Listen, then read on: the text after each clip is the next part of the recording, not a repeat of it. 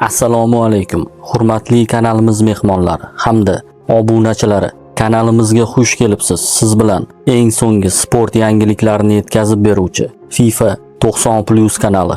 Jahon chempionati 2026 saralashi. Osiyo qit'asidan faqat Yaponiya va Eron yo'llanmani muddatidan oldin hal qildi. Keyingi yo'llanmalar uchun O'zbekiston, Janubiy Koreya, Iordaniya va Avstraliya terma jamoalari yaxshi imkoniyatga ega bo'lib turibdi.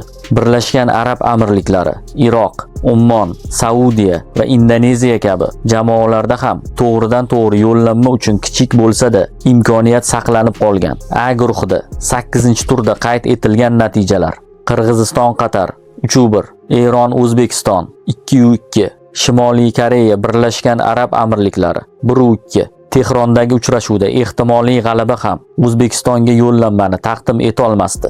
Lekin 2 ochko yo'qotilgach, vaziyatni biroz qiyinlashtirdi. Endi guruhdagi ikkinchi yo'llanma katta ehtimol bilan 5-iyun kuni Birlashgan Arab Amirliklari va O'zbekistonning o'zaro o'yinida hal bo'ladi. Agar Timur Kapadze shogirdlari safarda g'alaba qozonsa yoki durang o'ynasa ham muddatidan oldin yo'llanmani kafolatlaydi. 9-turda Qatar Eronga qarshi, Birlashgan Arab Amirliklari O'zbekiston, Shimoliy Koreya esa Qirg'izistonga qarshi bahs olib boradi. B guruhida 8-turda qayd etilgan natijalar: Janubiy Koreya Iordaniya 1-1, Falastin Iroq 2-1, Kuvayt Ummon 0-1. Janubiy Koreya qatorasiga 3-o'yinda g'alaba qozona olmadi va hali ham yo'llanmani qo'lga kiritmadi. Oldingi turlarda Falastin va Ummon jamoalari bilan ochkolarni bo'lishib olgan koreyslar bu turda guruh jadvalidagi asosiy raqobatchisi bo'lib turgan Iordaniyaga qarshi o'yinda g'alabani saqlab qola olmadi. Janubiy Koreya termasi katta ehtimol bilan keyingi turda Mundialning navbatdagi ishtirokchisiga aylanadi.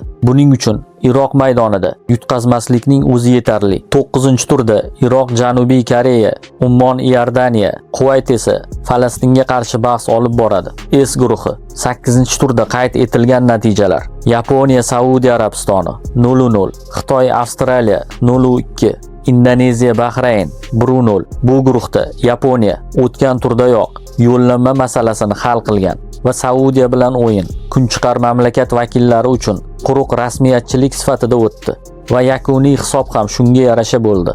Yaponlar bundan keyingi turlarda ham Avstraliya va Indoneziyaga ham ochko ulashishda davom etishi mumkin. 9-turda Avstraliya Yaponiya, Bahrayn Saudiya Arabistoni, Indoneziya esa Xitoy termasiga qarshi bahs olib boradi. 9-turda O'zbekiston milliy terma jamoasiga Birlashgan Arab Amirliklari ustidan g'alaba qozonishlari va mundial yo'llanmasini qo'lga kiritishlarini tilab qolamiz.